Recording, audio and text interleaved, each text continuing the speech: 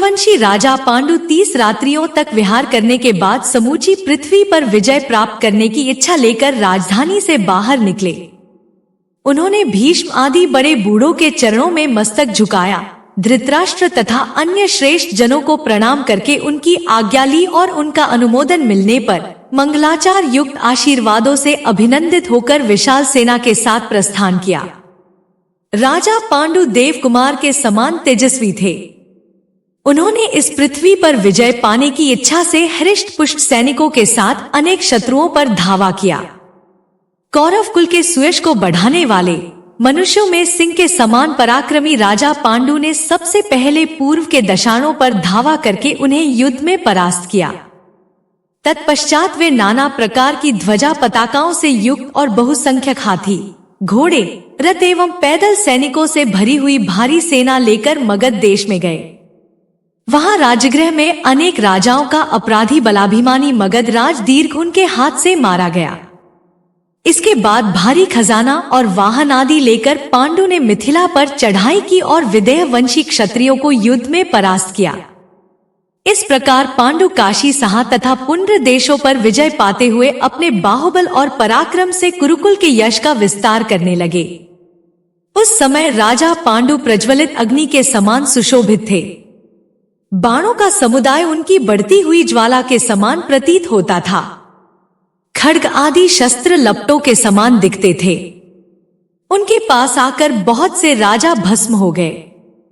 सेना सहित राजा पांडु ने सामने आए हुए सैन्य सहित नरपतियों की सारी सेनाएं नष्ट कर दी और उन्हें अपने अधीन करके कौरवों के आज्ञा पालन में नियुक्त कर दिया। पांडु के द्वारा परास्त हुए समस्त भूपाल गण देवताओं में इंद्र की भांति इस पृथ्वी पर सबसे शूरवीर मानने लगे। भूतल के समस्त राजाओं ने उनके सामने हाथ जोड़कर मस्तक झुका दिए और नाना प्रकार के रत्न एवं धन लेकर उनके पास आए।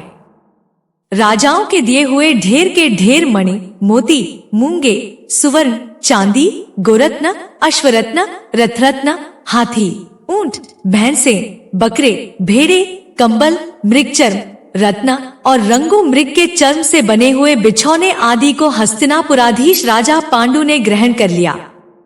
वह सब लेकर महाराज पांडु अपने राष्ट्र के लोगों का हर्ष बढ़ाते हुए पुनः हस्तिनापुर चले आए।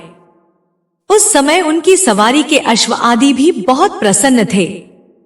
राजाओं में सिंह के समान पराक्रमी शांतनु तथा परम बुद्धिमान भरत की कीर्ति कथा, जो नष्ट सी हो गई थी, उसे महाराज पांडु ने पुनः जीवित कर दिया।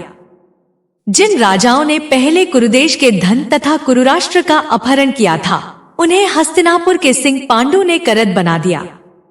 बहुत से राजा तथा राजमंत्री एकत्र होकर इस तरह की बातें कर रहे थे। उनके साथ नगर और जनपद के लोग भी इस चर्चा में सम्मिलित थे। उन सबके हृदय में पांडु के प्रति विश्वास तथा हर्षोल्लास छा रहा था। राजा पांडु जब नगर के निकट आए, तब भीष्म आदि सब कौरव उनकी अगवानी के लिए आगे बढ़ आए। उन्होंने प्रसन्नता पूर्वक देखा, राजा पांडु और उनका दल बड़े उत्साह के साथ आ रहे हैं। उस समय ऐसा जान पड़ता था मानो वे लोग हस्तिनापुर से थोड़ी ही दूरी तक जाकर वहां से लौट रहे हों। कौशल्या का आनंद बढ़ाने वाले पांडु ने निकट आकर भीष्म के चरणों में प्रणाम किया और नगर तथा जनपद के लोगों का भी यथा योग्य सम्मान किया। शत्रुओं के राज्यों को धूल में मिलाकर कृतकृत्य होकर लौटे हुए अपने पुत्र पांडु का आलिंगन करके भीष्म जी हर्ष के आंसू बहाने लगे। सैकड़ों शंख, तुरही एवं नगाड़ों की तुमुल ध्वनि से समस्त पुरवासियों को आनंदित करते हुए पांडु ने हस्तिनापुर में प्रवेश किया। बड़े भाई धृतराष्ट्र की आज्ञा लेकर राजा पांडु ने अपने बाहुबल से जीते हुए धन को भीष्म, सत्यवती, माता अंबिका और अंबालिका को भेंट किया। उन्होंने विदुर जी के लिए भी धन भेजा। धर्मात्मा पांडु ने अन्य सुहृदों को भी उस धन से तृप्त किया। तत्पश्चात सत्यवती ने पांडु द्वारा जीतकर लाए हुए शुभ धन के द्वारा भीष्म और यशस्विनी कौसल्या को भी संतुष्ट किया। माता कौसल्या ने अनुपम तेजस्वी नरश्रेष्ठ पांडु को उसी प्रकार हृदय से लगाकर उनका अभिनंदन किया, जैसे शची अपने पुत्र जयंत का अभिनंदन करती हैं। वीरवर पांडु के पराक्रम से धृतराष्ट्र ने बड़े बड़े 100 अश्वमेध यज्ञ किए तथा प्रत्येक यज्ञ में 1-1 लाख स्वर्ण मुद्राओं की दक्षिणा दी। राजा पांडु ने आलस्य को जीत लिया था। वे कुंती और माद्री की प्रेरणा से राजमहलों का निवास और सुंदर शैयाएं छोड़कर वन में रहने लगे। पांडु सदा वन में रहकर शिकार खेला करते थे। वे हिमालय के दक्षिण भाग की रमणीय भूमि में विचरते हुए पर्वत के शिखरों पर तथा ऊंचे शाल वृक्षों से सुशोभित वनों में निवास करते थे। कुंती और माद्री के साथ वन में विचरते हुए महाराज पांडु 2 हथिनियों के बीच में स्थित ऐरावत हाथी की भांति शोभा पाते थे। तलवार, बाण, धनुष और विचित्र कवच धारण करके अपनी दोनों पत्नियों के साथ भ्रमण करने वाले महान अस्त्रवेत्ता भरतवंशी राजा पांडु को देखकर वनवासी मनुष्य यह समझते थे कि ये कोई देवता है। धृतराष्ट्र की आज्ञा से प्रेरित हो बहुत से मनुष्य आलस्य छोड़कर वन में महाराज पांडु के लिए इच्छानुसार भोग सामग्री पहुंचाया करते थे। एक समय गंगानंदन भीष्म जी ने सुना कि राजा देवक के यहाँ एक कन्या है जो शूद्र जातीय स्त्री के गर्भ से ब्राह्मण द्वारा उत्पन्न की गई है। वह सुंदर रूप और युवावस्था से संपन्न है। तब इन भरत श्रेष्ठ ने उसका वरण किया और उसे अपने यहाँ ले आकर उसके साथ परम बुद्धिमान विदुर जी का विवाह कर दिया। कुरुनंदन विदुर ने उसके गर्भ से अपने ही समान गुणवान और विनयशील अनेक पुत्र उत्पन्न किए। धृतराष्ट्र के पुत्रों का जन्म और उनका विवरण। वैशंपायन जी ने कहा, जन्मेजय, तत्पश्चात धृतराष्ट्र की पत्नी गांधारी के गर्भ से 100 पुत्र उत्पन्न हुए। धृतराष्ट्र की एक दूसरी पत्नी जो वैश्य जाति की कन्या थी से भी एक पुत्र का जन्म हुआ। यह पूर्वोक्त 100 पुत्रों से भिन्न था। पांडु के कुंती और माद्री के गर्भ से 5 महारथी पुत्र उत्पन्न हुए। वे सब कुरुकुल की संतान परंपरा की रक्षा के लिए देवताओं के अंश से प्रकट हुए थे। जन्मेजय ने पूछा, द्विजश्रेष्ठ, गांधारी से 100 पुत्र किस प्रकार और कितने समय में उत्पन्न हुए और उन सबकी पूरी आयु कितनी थी? वैश्य जातीय स्त्री के गर्भ से धृतराष्ट्र का वह एक पुत्र किस प्रकार उत्पन्न हुआ? राजा धृतराष्ट्र सदा अपने अनुकूल चलने वाली योग्य पत्नी धर्मप्रायणा गांधारी के साथ कैसा बर्ताव करते थे? महात्मा मुनि द्वारा शाप को प्राप्त हुए राजा पांडु के वे 5 महारथी पुत्र देवताओं के अंश से कैसे उत्पन्न हुए? विद्वान तपोधन, ये सब बातें यथोचित रूप से विस्तार पूर्वक कहिए। अपने बंधुजनों की यह चर्चा सुनकर मुझे तृप्ति नहीं होती। वैशंपायन जी ने कहा, राजन, एक समय की बात है, महर्षि व्यास भूख और परिश्रम से खिन्न होकर धृतराष्ट्र के यहाँ आए। उस समय गांधारी ने भोजन और विश्राम की व्यवस्था द्वारा उन्हें संतुष्ट किया। तब व्यास जी ने गांधारी को वर देने की इच्छा प्रकट की। गांधारी ने अपने पति के समान ही 100 पुत्र मांगे। तदंतर समयानुसार गांधारी ने धृतराष्ट्र से गर्भ धारण किया। 2 वर्ष व्यतीत हो गए, तब तक गांधारी उस गर्भ को धारण किए रही, फिर भी प्रसव नहीं हुआ। इसी बीच गांधारी ने जब यह सुना कि कुंती के गर्भ से प्रातःकालीन सूर्य के समान तेजस्वी पुत्र का जन्म हुआ है, तो उसे बड़ा दुख हुआ। उसे अपने उदर की स्थिरता पर बड़ी चिंता हुई। गांधारी दुख से मूर्छित हो रही थी। उसने धृतराष्ट्र की अनजान में ही महान प्रयत्न करके अपने उदर पर प्रहार किया। तब उसके गर्भ से 1 मास का पिंड प्रकट हुआ जो लोहे के पिंड के समान कड़ा था। गांधारी ने 2 वर्ष तक उसे पेट में धारण किया था। उसने उसे इतना कड़ा देखकर फेंक देने का विचार किया। इधर यह बात महर्षि व्यास को मालूम हुई। तब वे बड़ी उतावलेपन के साथ वहां आए। जब करने वालों में श्रेष्ठ व्यास जी ने उस मांसपिंड को देखा और गांधारी से पूछा, तुम इसका क्या करना चाहती थी? गांधारी ने महर्षि को अपने मन की बात सच सच बता दी। गांधारी ने कहा, मैंने सुना है कुंती के एक ज्येष्ठ पुत्र उत्पन्न हुआ है जो सूर्य के समान तेजस्वी है। यह समाचार सुनकर अत्यंत दुख के कारण मैंने अपने उदर पर प्रहार करके गर्भ गिराया है। आपने पहले मुझे 100 पुत्र होने का वरदान दिया था। परंतु आज इतने दिनों बाद मेरे गर्भ से 100 पुत्रों की जगह यह मांसपिंड पैदा हुआ है। व्यास जी ने कहा, सुबल कुमारी, यह सब मेरे वरदान के अनुसार ही हो रहा है, वह कभी अन्यथा नहीं हो सकता। मैंने कभी हास परिहास के समय भी झूठी बात मुंह से नहीं निकाली है। फिर वरदान आदि अन्य अवसरों पर कही हुई मेरी बात झूठी कैसे हो सकती है? तुम शीघ्र ही 100 मटके तैयार कराओ और उन्हें घी से भरवा दो। फिर अत्यंत गुप्त स्थानों में रखकर उनकी रक्षा की भी पूरी व्यवस्था करो। इस मांसपिंड को ठंडे जल से सींचो।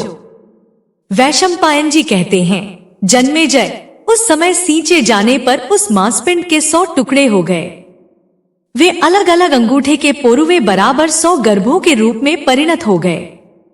काल के परिवर्तन से क्रमशः उस मांसपिंड के यथा योग्य पूरे 101 भाग हुए। तत्पश्चात गांधारी ने उन सभी गर्भों को उन पूर्वोक्त कुंडों में रखा।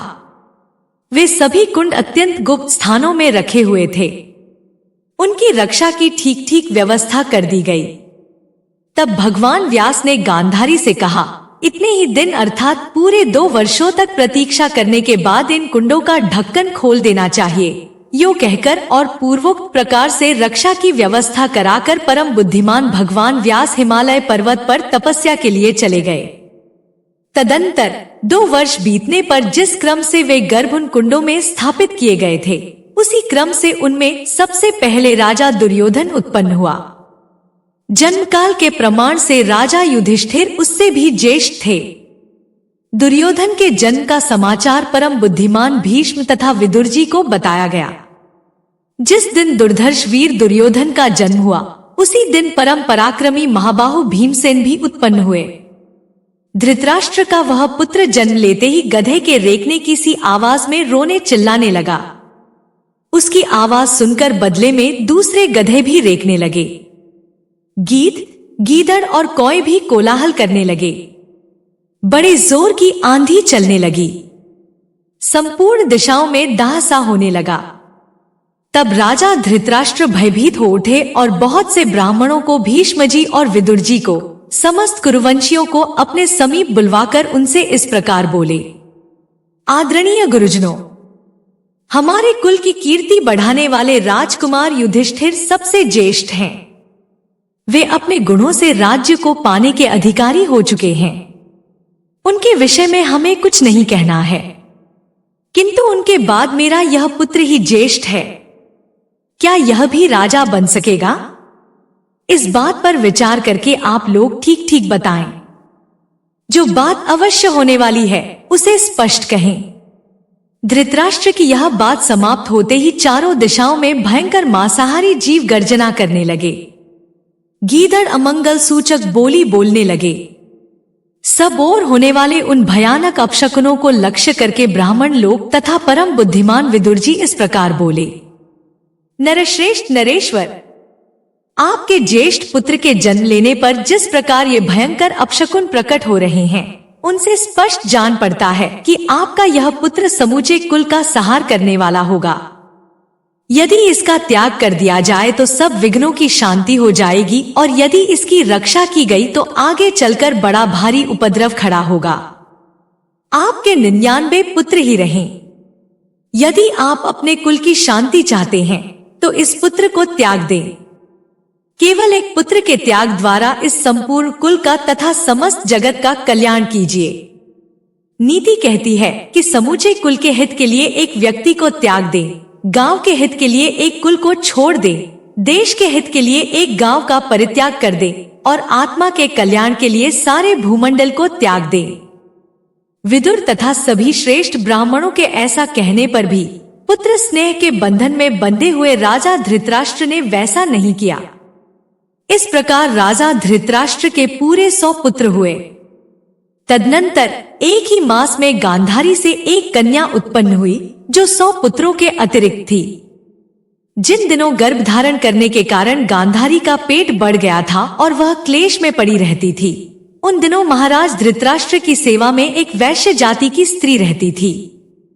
उस वर्ष धृतराष्ट्र के अंश से उस वैश्य जातीय भार्या के द्वारा महायशस्वी बुद्धिमान युयुत्सु का जन्म हुआ।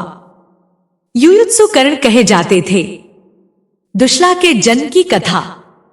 जन्मेजय ने पूछा, ब्राह्मण, महर्षि व्यास के प्रसाद से धृतराष्ट्र के 100 पुत्र हुए।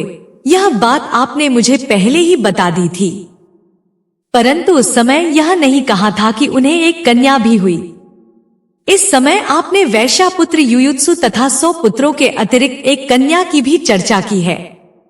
अमित तेजस्वी महर्षि व्यास ने गांधार राजकुमारी को 100 पुत्र होने का ही वरदान दिया था। भगवान, फिर आप मुझसे यह कैसे कहते हैं कि एक कन्या भी हुई? यदि महर्षि ने उक्त मांसपिंड के 100 भाग किए और यदि सुबलपुत्री गांधारी ने किसी प्रकार फिर गर्भ धारण या प्रसव नहीं किया, तो उस दुश्ला नाम वाली कन्या का जन्म किस प्रकार हुआ? ब्रह्मर्षि, यह सब यथार्थ रूप से मुझे बताइए। मुझे इस विषय में कौतूहल हो रहा है। वैशंपायन जी ने कहा, पांडव नंदन, तुमने यह बहुत अच्छा प्रश्न पूछा है। मैं तुम्हें इसका उत्तर देता हूं। महातपस्वी भगवान व्यास ने स्वयं ही उस मांसपिंड को शीतल जल से सींचकर उसके 100 भाग किए।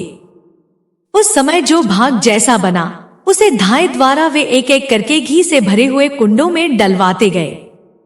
इसी बीच में पूर्ण दृढ़ता से सती व्रत का पालन करने वाली साध्वी एवं सुंदरी गांधारी कन्या के स्नेह संबंध का विचार करके मन ही मन सोचने लगी, इसमें संदेह नहीं कि इस मांसपिंड से मेरे 100 पुत्र उत्पन्न होंगे, क्योंकि व्यास मुनि कभी झूठ नहीं बोलते। परंतु मुझे अधिक संतोष तो तब होता यदि एक पुत्री भी हो जाती। यदि 100 पुत्रों के अतिरिक्त एक छोटी कन्या हो जाएगी तो मेरे ये पति दौहित्र के पुण्य से प्राप्त होने वाले उत्तम लोकों से भी वंचित नहीं रहेंगे। कहते हैं, स्त्रियों का दामाद में पुत्र से भी अधिक स्नेह होता है। यदि मुझे भी 100 पुत्रों के अतिरिक्त एक पुत्री प्राप्त हो जाए तो मैं पुत्र और दौहित्र दोनों से घिरी रहकर कृतकृत्य हो जाऊं। यदि मैंने सचमुच तप, दान अथवा होम किया हो तथा गुरुजनों को सेवा द्वारा प्रसन्न कर लिया हो, तो मुझे पुत्री अवश्य प्राप्त हो। इसी बीच में मुनिश्रेष्ठ भगवान श्री कृष्ण द्वैपायन वेदव्यास ने स्वयं ही उस मांसपिंड के विभाग कर दिए और पूरे 100 अंशों की गणना करके गांधारी से कहा, गांधारी, मैंने झूठी बात नहीं कही थी। ये पूरे 100 पुत्र हैं। 100 के अतिरिक्त एक भाग और बचा है, जिससे दौहित्र का योग होगा। इस अंश से तुम्हें अपने मन के अनुरूप एक सौभाग्यशालिनी कन्या प्राप्त होगी। यूं कहकर महातपस्वी व्यास जी ने घी से भरा हुआ एक और घड़ा मंगाया और उन तपोधन मुनि ने उस कन्या भाग को उसी में डाल दिया। राजा पांडु और ऋषि किंदम का शाप।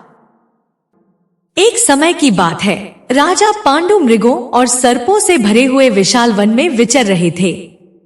उन्होंने मृगों के एक समूह को देखा जिसमें एक मृग और मृगी मैथुन कर रहे थे।